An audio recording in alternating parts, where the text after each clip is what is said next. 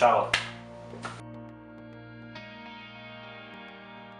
Una volta chiuso il periodo promozionale di Così Fragile, abbiamo dedicato gran parte del nostro tempo alla scrittura e alla pre-produzione dei brani per il nuovo album, al termine della quale ci siamo ritrovati con più di 20 brani completi. Verso febbraio siamo entrati in studio con Antonio Filippelli, produttore artistico con il quale avevamo già lavorato per il precedente EP, e per iniziare le registrazioni.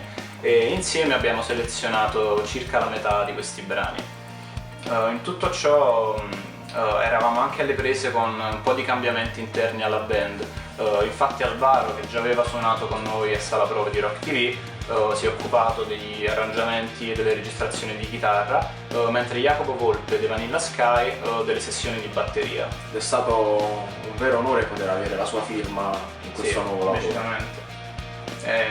Le registrazioni sono state alquanto impegnative da tutti i punti di vista, però alla fine siamo stati ripagati di tutti gli sforzi, disagi, le catastrofi naturali che non mancano mai, ma che alla fine rendono il tutto più interessante. Beh, come dicono gli americani, quelli bravi, challenging. Beh.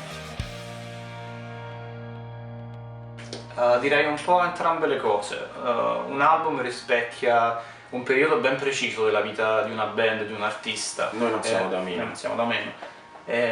Il tempo può cambiare molte cose, dalle influenze al modo di approcciarsi alla scrittura, all'arrangiamento. E a differenza dei precedenti lavori per i quali avevo già un'idea ben definita di come dovesse suonare l'album, in questo caso è stata una collaborazione di più persone, sono in gioco le idee di più persone.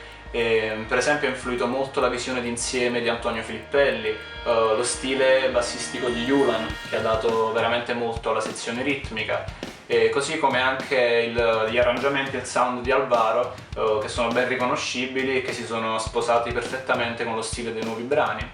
E poi a questo si è aggiunta anche una volontà razionale di fare qualcosa di nuovo rispetto al passato. Beh, insomma, già quando hai portato ad ascoltare le prime idee che avevi riguardo il nuovo lavoro, ci siamo subito resi conto che aveva bisogno di un lavoro diverso, di un'impostazione di un'impostazione diversa. Sì.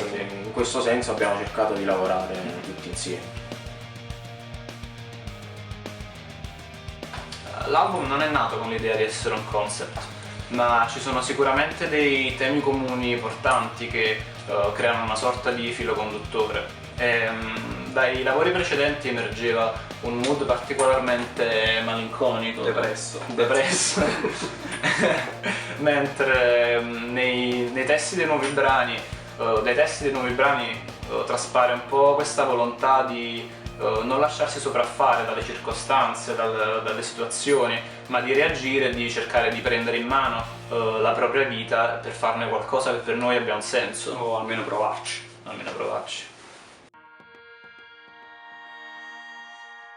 Beh, ormai siamo quasi addirittura d'arrivo, il disco è appena tornato dal suo soggiorno mastering a Nashville, in Tennessee.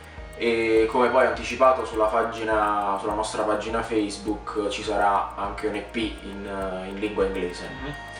E nei prossimi giorni ci siamo quasi, gireremo il video del primo singolo e tra l'altro penso ci teniamo a ringraziare tutti coloro che hanno voluto sostenere la nostra iniziativa di crowdfunding, insomma, che tra l'altro è andata molto meglio di quanto ci aspettassimo. Assolutamente, quindi grazie a tutti. Grazie davvero a tutti.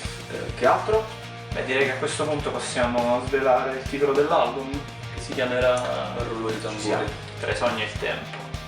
E invece poi l'EP in inglese si chiamerà Now or Never.